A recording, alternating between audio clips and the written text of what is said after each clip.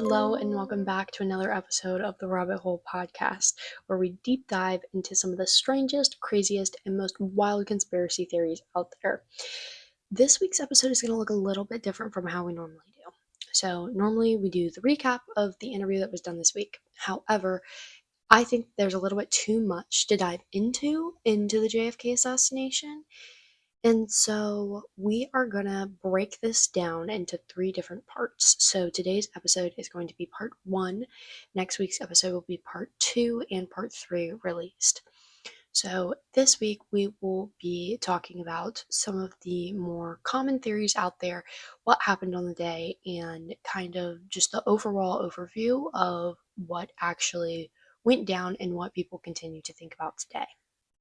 The episode today in this 3-part series is the JFK assassination and talking about whether the CIA was at work here. So just to jump back into a little bit of history. If you don't know, on November 22nd of 1963, John F. Kennedy was killed in Dallas, Texas.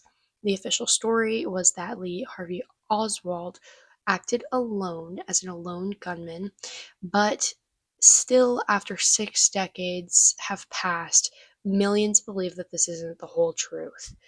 So we will be unpacking the top theories linking the CIA to the assassination, from Cold War motives to something that we discussed last week in our Aliens podcast, the idea that Kennedy was silenced before he could reveal he knew what was going on in Area 51 and the UFOs that were being sighted during the time. So without further ado, let's go ahead and dive in.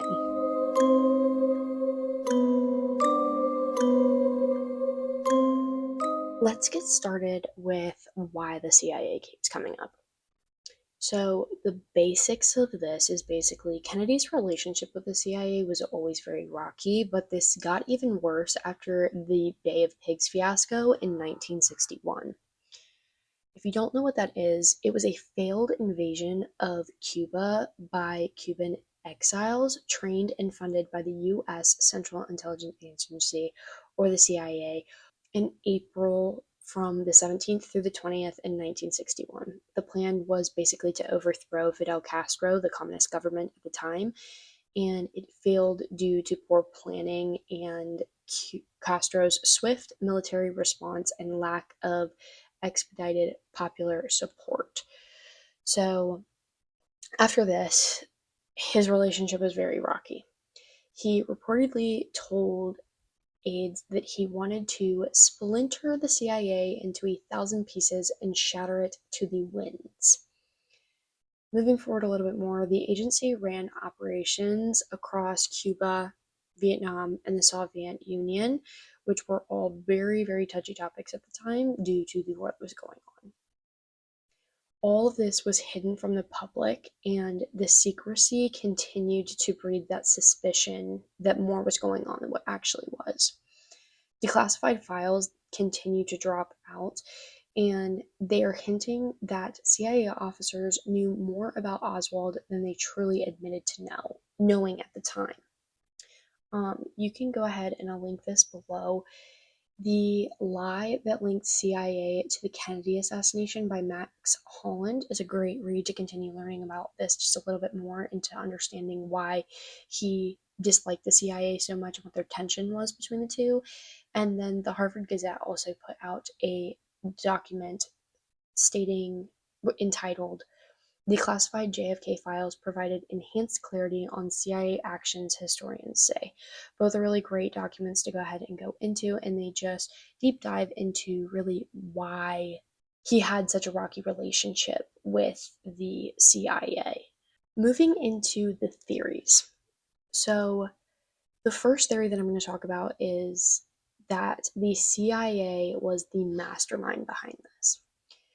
It claims that the CIA orchestrated the entire assassination itself, seeing JFK as a threat to the Cold War strategy that the CIA had in place.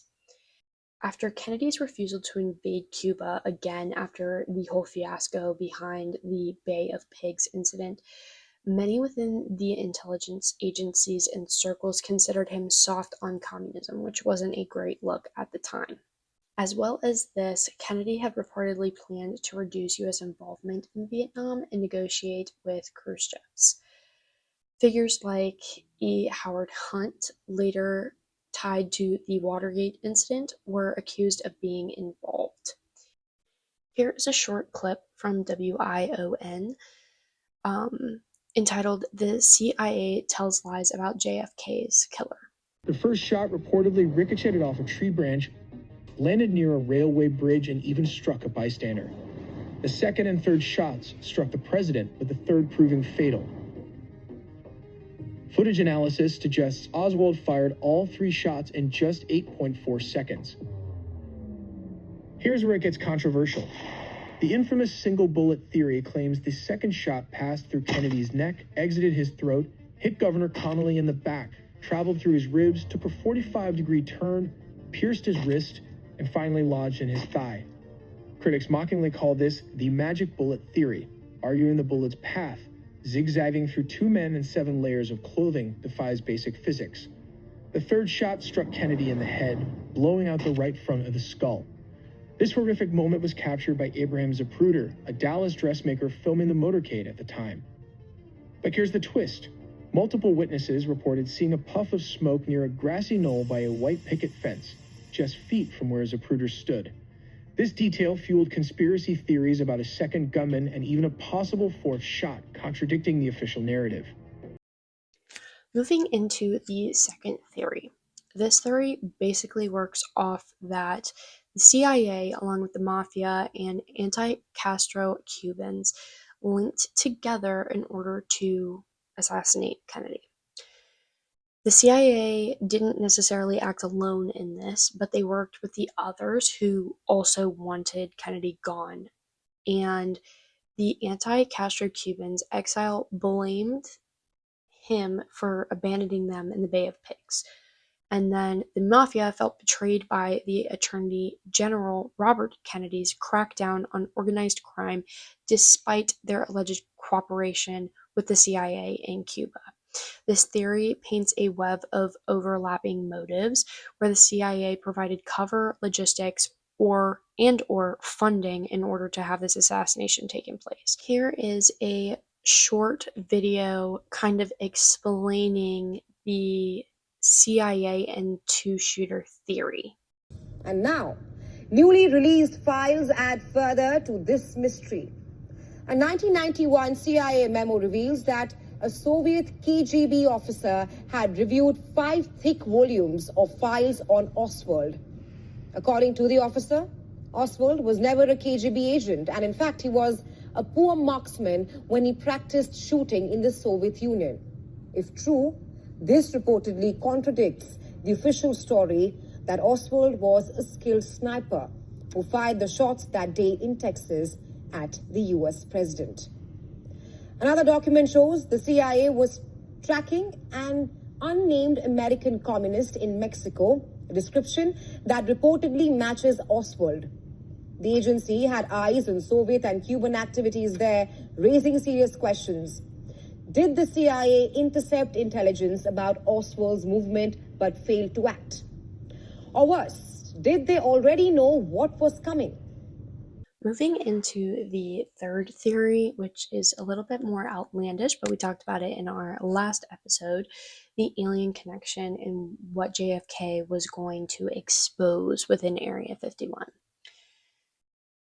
Some researchers argue that the assassination wasn't just about geopolitics that were going on in the time with the Cold War and between Cuba and Vietnam, and Mafia and CIA. It was about secrets that we as the public were not supposed to know about. According to Magic's 12 documents, Magic's 12, or MJ12, is a purported secret committee that, according to UFO conspiracy theories, was commissioned by the US government to investigate extraterrestrial encounters, particularly following Roswell incident. The Roswell incident started back in 1947 with the recovery of debris near Roswell, New Mexico. It later became the basis for a lot of conspiracy theories within the US. This alleging that United States military recovered the crashed extraterrestrial spacecraft and were then taking them to Area 51 to do research on. This links back to Kennedy because he had demanded access to these classified documents to understand UFO intelligence just days before his death. It is supposed that November 12th, 1963, memo, nicknamed JFK UFO memo, Kennedy allegedly ordered the CIA to share UFO document with NASA and the Soviet Union, fearing that unidentified craft could spark accidental nuclear war. 10 days later, he was found dead.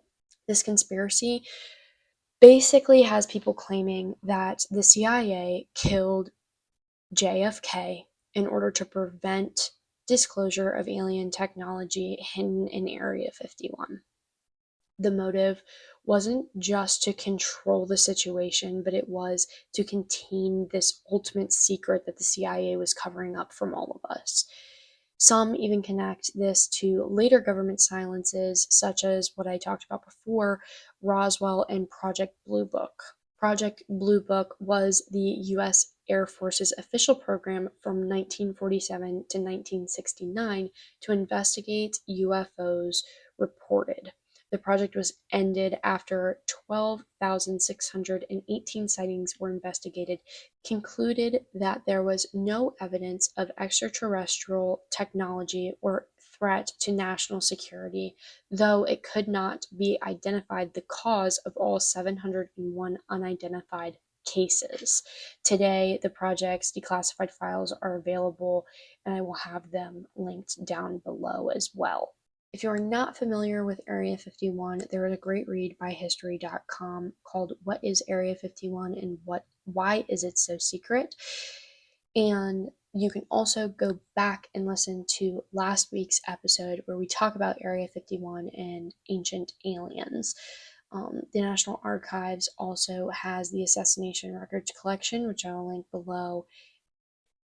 Basically, to sum this all up, Kennedy knew about the UFO crash retrieval programs. He wanted to push for openness and sharing information with the Soviet Union as well as the public, and this made him a liability.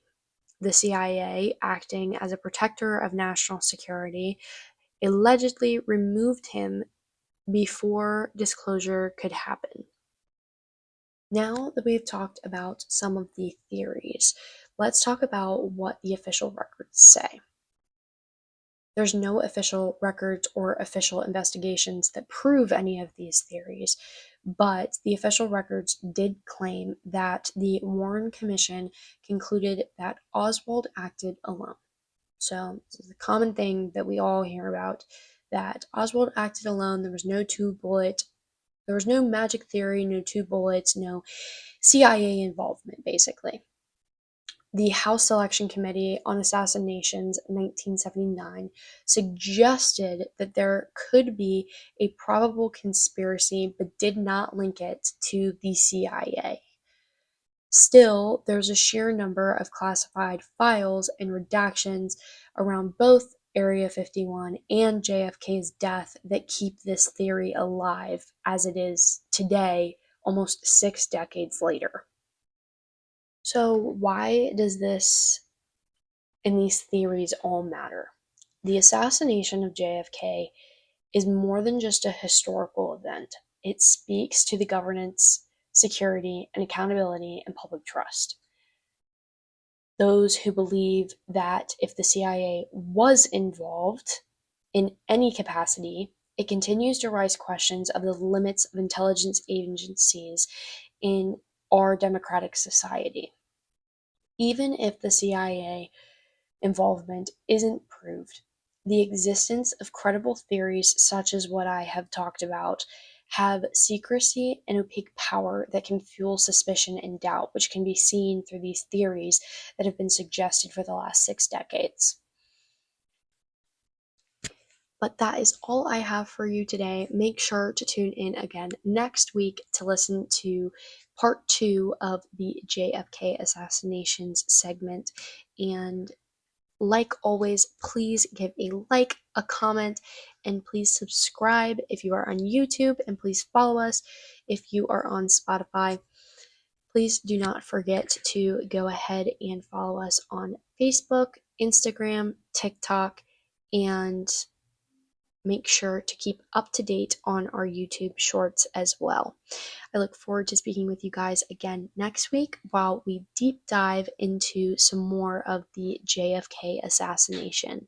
Do you think that the CIA is really involved? Well, tune in again next week and we'll find out.